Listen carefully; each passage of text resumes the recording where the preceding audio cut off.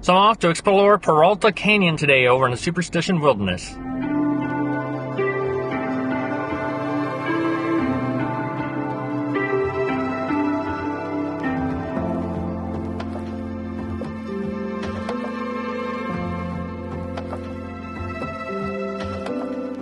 Like I said, we're going to really just follow me along today as I explore Peralta Canyon. I'm hoping to get up to I think it's called the Fremont Saddle. It's about a 2.2 mile hike, but we'll see. More important things, just get out, get some photos, and do that. But like I said, I'll loop you back in once we get to the trailhead.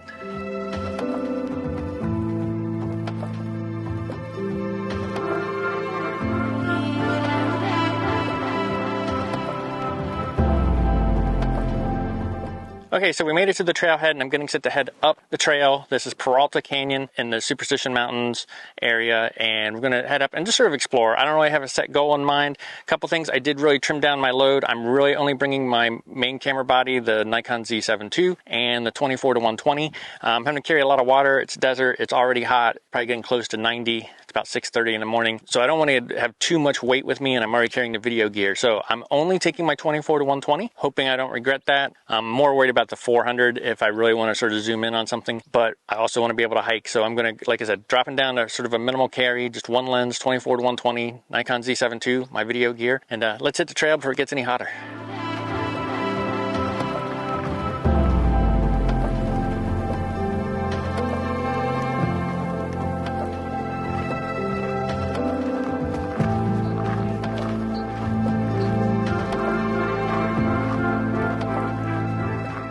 Okay, and this right here is why I might not make it to my goal. Is this is part of the trail crosses this wash here, and there's all this nice red rock, and right now we're in the shade. As the sun moves like this area is going to get in a lot of sun, so right now it's well lit, nice soft lighting. So I'm actually going to play here for a little bit. Again, this may be why I don't get to the top, because hard to know since I've never been on this trail, what's ahead, what's the best. So I'm just going to sort of enjoy where I'm at now, and then we'll move up the trail till I get to the point where I feel like it's too hot or I shouldn't keep continuing. So we'll get set up and we'll do that.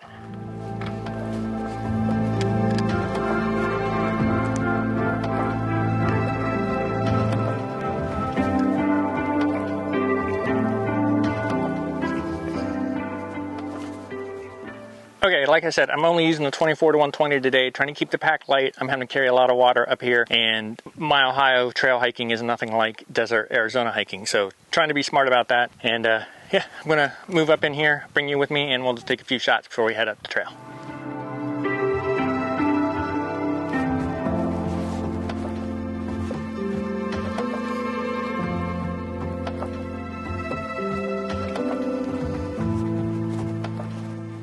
Okay, so I was going to only handhold up here, but I found an interesting little rock that's sitting against the red, and it's got a little bit of a ridge that's higher than the other side, so I'm going to need to focus stack it. I did a handheld one, but I like the shot well enough. I think I'm going to go ahead and pull the tripod out and make sure I get a nice clean focus stack just in case.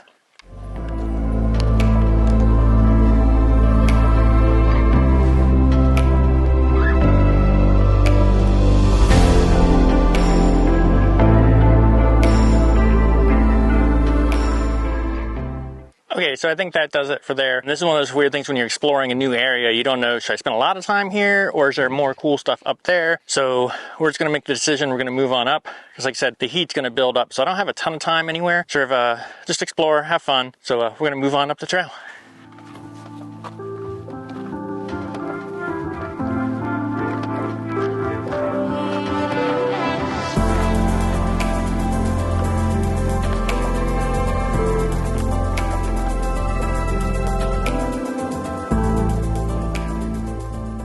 Just a quick stop there to get the GoPro out, just get a little bit of trail footage as we go. I like to keep moving, so I think the GoPro helped me keep footage going, get some entertaining B-reel hopefully as we go, B-roll, and go from there. Grab some water. Let's head on up the trail.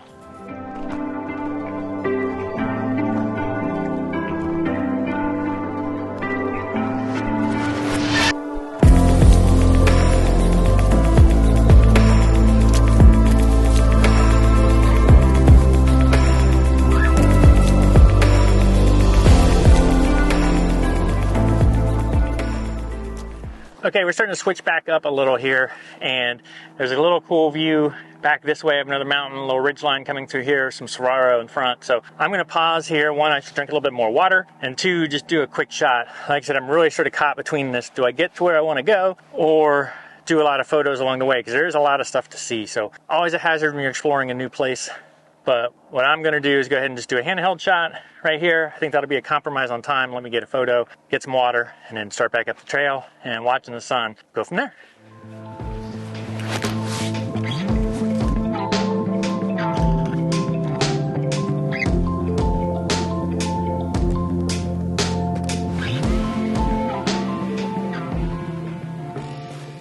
So it is an interesting play of light coming across the mountain there. Sun's coming up over this ridge over here, as you can probably tell on the video camera. And just lots of nice shade, or lots of nice shadows. This little ridge line comes across, some saguaro here. It's a pretty cool shot. I like the light. More clouds would be cool, but it's Arizona, so I got clouds last night. I'm pretty happy with that, so I'm not gonna wish for too much. Just get a couple more shots here, and then we're gonna move on up the trail. Like I said, I'm gonna start to lose this shade. That could impact whether I make it to the top or not, but we'll see what happens. So I was playing with the shot. If I actually compose a little more to the right and get more of this ridge in it over here, there are clouds behind that ridge. So that actually may work out just fine. That lets me bring in more of the sky. Yeah, not be too bad actually. So I'm out to about 50 millimeters right now. So plenty of room on this 24 to 120. That has not been a factor yet. Yeah, I think I like that second composition better because there's a little bit of clouds behind that ridge line, which then let me bring more sky in. It made it sense to show more sky, and I was able to get both. So we'll see what that one looks like. Sometimes on the back of the camera they look good, and then you get them home and they don't. So yeah, we'll see. Okay, so I am going to pack this up, drink some water, head up the trail. Okay, so I was doing some video for this video. You get some B-roll of the scene I was looking at. And I noticed I have this giant rock right there that might make an interesting foreground element. I was trying to crop it out because I was afraid to block the scene too much. So I'm actually gonna pull the camera out real quick again, and I'm gonna do a wider shot. I was shooting about 50 before. I think maybe if I get down around that 24 on the widest end of that 24 to 120, I might be able to get something cool. So try that real fast, let you watch.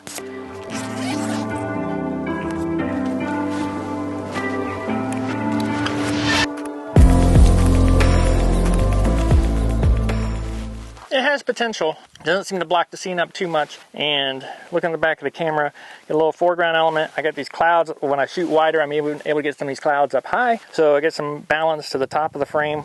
Big boulder to the middle. Interesting ridge line across. I don't know. May work out. Guess we'll find out. Once we get further along, hopefully reach my destination, we'll find some shade. I'll talk a little bit about my water plan and how I tackled this. Again, I'm a Midwestern landscape photographer. While I am a desert rat at heart, used to live in the desert. It's been a long time since I've been out, and it's hard to go from Ohio climates to desert hiking. So I did have a pretty extensive water plan. I'll sort of probably take some time to go over that. I sort of want to get to the top if I can, then we'll find shade and do that little behind the scenes talk.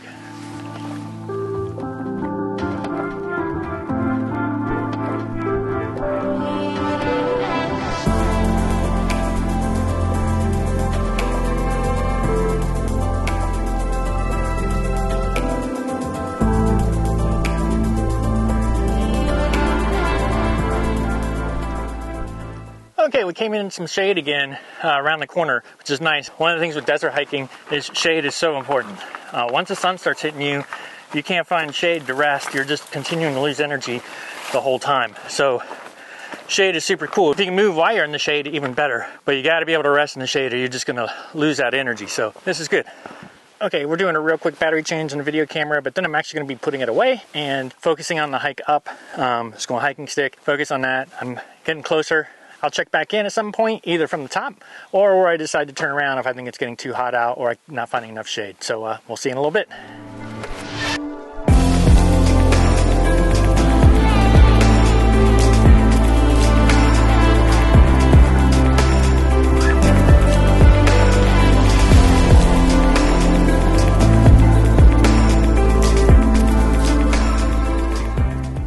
Just a quick iPhone video, quick break. Looks like just a touch under a half mile to go. That last trek was all in sunshine right through there. Nice shady rock. We're gonna drink some water and move on up the trail. I think I can make it. Coming down should be pretty quick.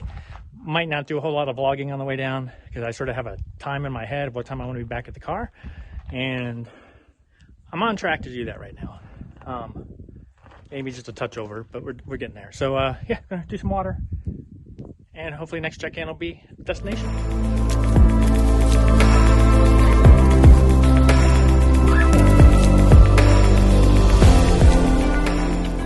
So I stopped real quick just to get a photo of these. The sun had gone behind a cloud, so those were looking pretty cool. They're sort of fast shots. If I'm going to make it to the top, I got to keep moving, or I'm going to run out of time because the heat's going to keep getting bigger. But the minimal setup worked out really well for that. 24-120, that's all I've got. So I didn't have a lot of lens choices. I just grab it out of my bag and go. So we'll see if I got it.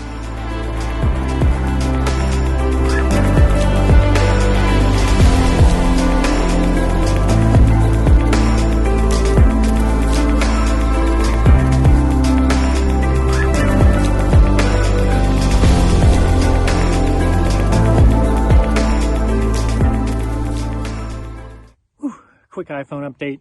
I made it. I'll show you the scenery here in a second. Made it up the trail, and sitting in the shade right now, drinking some water. And then I'm going to show you Weaver's Needle, which is sort of what this hike is all about. Weaver's Needle. Worth the hike. And that's what the hike is for. That's Weaver's Needle out there. I'm in Fremont Saddle, which is sort of the goal. It was 2.2 miles to here. And you get to see Weaver's Needle. Really, really good view of it. Pretty awesome. Okay, so just a little bit about the hike. Like I said, I sort of switched more to hiking mode on the way up. I sort of wanted to get up here, and because of the heat, there is sort of a time limit. So while it's never fun to rush your photography, when you're trying to balance getting to a certain point and photography, sometimes you got to make a compromise somewhere. So like I said, I was vlogging fairly well about the halfway point, and then I decided I needed to switch. So you got a couple iPhone shots. I did take a couple photos on the way up. We'll share those in the video, but I got here right on my cutoff time. I sort of have a cutoff time because I know what time I'm going to be back down to the car. I've probably added an extra 15 minutes to that number in my head, but the trip down is going to be pretty fast. It's all downhill. I don't anticipate that being any problem, but I just hit my cutoff time. Isn't going to leave a lot of time up here, but well worth the hike. Yeah, great hike. Good day out. It's fun to be out exploring. You know, I think photography, and I've talked about this in the past, is photography is a vehicle to get out and explore, but you don't need to be a slave to it. So for me, I came out because I wanted to get some photos, but I was enjoying the hike, so I sort of switched and made the hike up. Again, got some photos, but let the camera be a key to the journey and not the only thing you can do or miss out on things because you feel like you have to take those photos. Okay, so not really the greatest light up here, which I didn't expect to get up here for the good light, but there's still some cool shadows and stuff, and I got to get the shot with a real camera. But something interesting, what I'm trying to do and compose here is, and I'll show it in the video better, but we got Weaver's Needle over here, right there, and then you've got that tree over there, single tree. So, and then there's a burst of clouds right above it, just real light clouds, sort of, again, help balance the scene. Big rock over here and tree over here. So I'm going to get that shot, take that, probably play with a couple more. Then we'll pack up.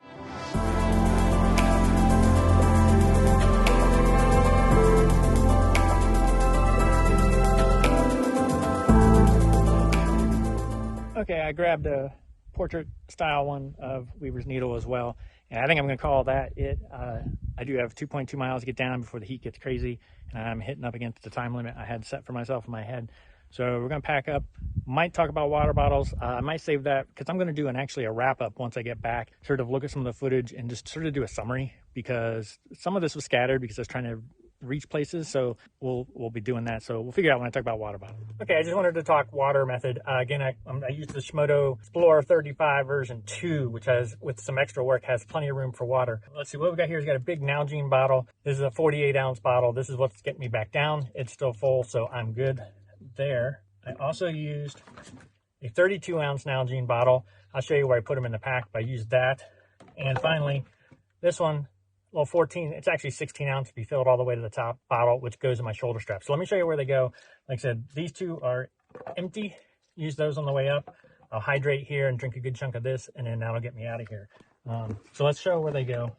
First, big guy, he goes in one of the side pockets where the tripods usually go. This one over here. What I did is I just doubled up my tripods. My video tripod and my still tripod went in the other pocket. So that's where the big one goes. It fits in there nice and great. Here, you've seen me talk about the shoulder strap one before. Super handy. This makes water fast, easy to access. That's one of the reasons I like it. Just super easy to get on the go without having to put everything down or fight and look for your water bottle. For this trip, I took one of the features of the Shimoda Action V2 was removable tripod pockets and water bottle pockets. So before I left, this is actually one of the removable pockets off my Action bag, attached to the hip belt and then secured with these little straps. And then that's where my mid-size one goes. And what's cool about that is this is super easy to get to on the shoulder strap, but being on the hip belt, this can also get to. So make sure I have plenty of water nice and close. So that was my water plan for this trip. If you're hiking out in the desert, your water plan is important. On the way here, I think I drank another 30 ounces of water just on the way here to stay hydrated. I hydrated yesterday. Water is very important for your desert hiking. So that's my water bottle plan.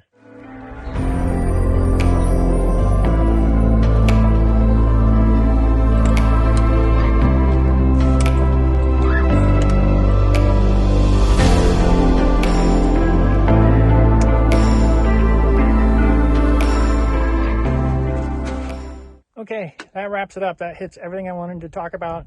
I hope you enjoyed hanging out, exploring with me.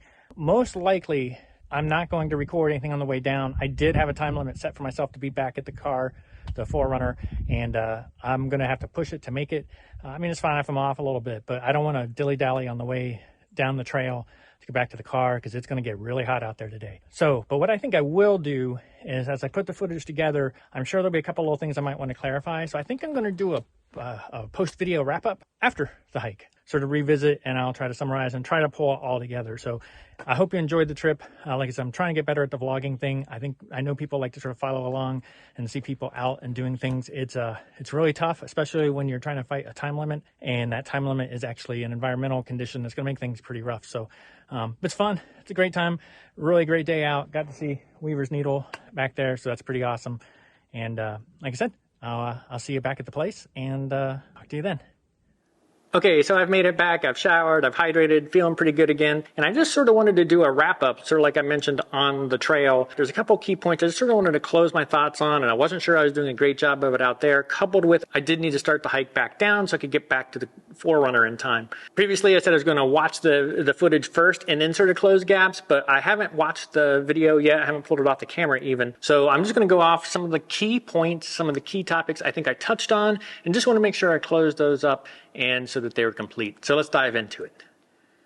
So first up, I mentioned time limit, and that was one of the big things that kept coming up. I'm not 100% sure how clear I was, but when I set out on that hike, where I'm at, I'm just outside of Phoenix, Arizona, and there's excessive heat warnings right now. So hiking is something you got to be very careful with, because if you're out on that trail or something goes wrong as it gets hotter in the middle of essentially nowhere, things can sort of go bad. So I had a time limit in mind to get me off of the trail in plenty of time before the heat and the sun really picked up. So that was the time limit I was talking about. And in my head, when I set off, that time limit was 10 a.m. So that's what I kept watching. And as I would stop and photograph, and then I'd start to do the mental math of, okay, I'm hiking about this fast. I know the trail gets steeper a little further along. That was just one of the guiding principles to it. So my time limit was 10 a.m. By the time I got back to the 4Runner, it was 10:29 a.m. So I exceeded my time limit, and I was fine. I still had water. We'll dive into that in a minute. But my hiking was just getting a little sloppy. It was definitely getting hot. I mean, I could literally feel my body get hot. I was taking advantage of shade stops on the way down to hydrate, let the little breeze come across. Sat down twice just to sort of rest and make sure I had the energy to get down. I said, all worked out fine. I've spent a lot of time hiking in the desert. And like I even mentioned in the vlog, you know, resting in shade is important. Don't stop in the sun because that's just going to drain your energy. So it all worked out, and I don't feel like it was any real danger. But I think it's important to have those time limits because it helps frame everything in context. It's what helped me know at certain spots I need to move along, or I probably shouldn't set up the tripod. Or in the case of this vlog, that it was taking a lot of time to do the vlog, and if I actually wanted to reach my destination, I probably needed to put some of that stuff aside and move forward. I think a time limit was good, and it helped me sort of keep the pace that I needed to keep to accomplish the things I wanted to accomplish. Okay, let's talk water. I actually went over a lot of my water carrying. I've got the bottle right here. We did that up at the top in the shade and talked about it. I think that's good, but let's show you how much I had left when I got down. So this is my shoulder strap bottle, and that's all I had left. So that there at the bottom looks like about 5 ounces in there. And then this one was empty. It was my, what I call my semi-trailer full of water. This one was empty. Drank all of that. And this is my mid-size bottle, and looks like just about 12 ounces in this one. So really, I had water. I finished with about probably close to what's right, assuming everything went right. But if I'd taken a wrong turn or had to do some more trail navigation or anything like that, I might have been cutting it close, especially given that it was getting hotter and hotter. So while it might have seemed like I was overemphasizing water and carrying way too much, for that hike, this actually worked out to be just about the perfect amount of water. If anything, I was probably a bit on the not enough side to protect against something going wrong. Again, twisted ankle, wrong turn, trying to navigate the trail, figure out which way to go type thing. So, water is important. Now, what I didn't mention is I had 1.5 gallons of water in the 4Runner for when I got back, because I figured this was either going to be all gone or nearly gone. And then what if the truck hadn't started, or what if I got a flat tire? I made sure I had extra water in the 4Runner just in case. So whether it was I got back and everything went perfect with getting everything started and back on the road and I just needed hydration, or if something was wrong with the 4Runner when I got back that was keeping me from getting back as quickly as I thought, I was still going to be in the middle of the desert, just with a strained vehicle potentially. So again, really can't overemphasize water when it comes to desert hiking. Even in cold hikes and things like that, you can still lose water, and it's important to keep that in mind. So don't underestimate the importance of water.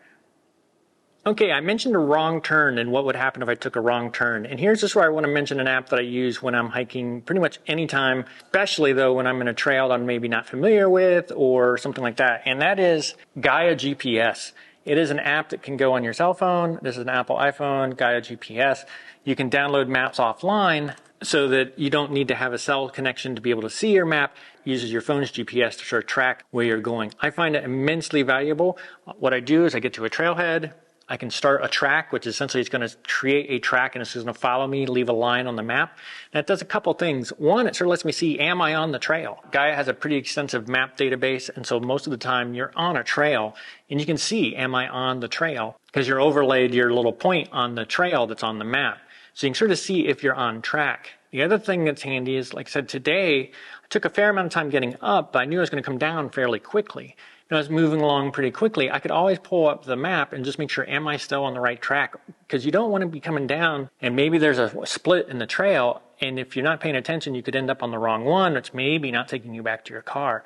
Gaia GPS makes it super easy. Highly recommend using it. The downloaded maps do require the paid subscription, but well worth it. It's really been super useful to me to help make sure I know where I'm at and able to make it back to my car safely. Okay. Last one lens. I talked about it, I think, a couple times in the video, but I only took one lens on this hike. Now, I brought 3 lenses with me on this trip itself. I had my 14-30, my 24-120, and my 100-400. And yesterday, when I was out, I used all of those lenses, and it was great to have them. But all of those hikes were much shorter. We're talking like park the car, 10-minute hike to someplace. Today, I knew it was going to be a much longer hike, and there's going to be an elevation change that my Ohio blood just isn't really used to. Not so much from the breathing aspect, but just from the fact that we don't really have things that change 1,500 feet in elevation, which is what the trail I was on today did. So I made a conscious decision of I'm going to scale down what's in my pack. So my 100-400 weighs a lot, and just getting it out of the pack helps. Now my 14-30, it doesn't weigh a lot, but it is extra weight. And I was trying to carry all the extra water that I don't normally carry on trails close to home. So I just felt like that would just make the load a little easier. And I have to say, 24-120 did just fine. I never once felt like I was limited. I was a little worried on the zoom side of things, because on the wide angle side, I could always have done a panoramic approach to it, done a panorama shot and sort of make up for the wide angle aspect. A little worried if I couldn't get out to 400. Now, I'm sure I could have found opportunities to shoot with the 400, but there was plenty of opportunities that the 24-120 worked just great. So I'm super happy with the decision. It's probably what helped contribute to me being able to get up to that Fremont saddle, the destination I wanted to get to, and back down without completely blowing my timeline out. And I think that's it. I think that closes the loop on several of the topics I brought up during the vlog earlier, and I think that pretty much wraps it up. Now, I guess it did sort of turn into more of a hiking tips video than a photography video. I mean, I got some photography done out there, and hopefully you enjoyed watching that and enjoying the vlog as we went. But hiking is something a landscape photographer does so frequently, whether they're short hikes, longer hikes, and everything in between. I think it's important to keep some of those things in mind, because it helps you get out there and be successful with your photography to be able to have the hiking portion of it go well for you. So hopefully you found this video helpful. If you did, be sure to hit that like button. And if you want to see future landscape photography content from me, including tips, tricks, behind the scenes, mini gear reviews, be sure to hit that subscribe button. And thank you for watching.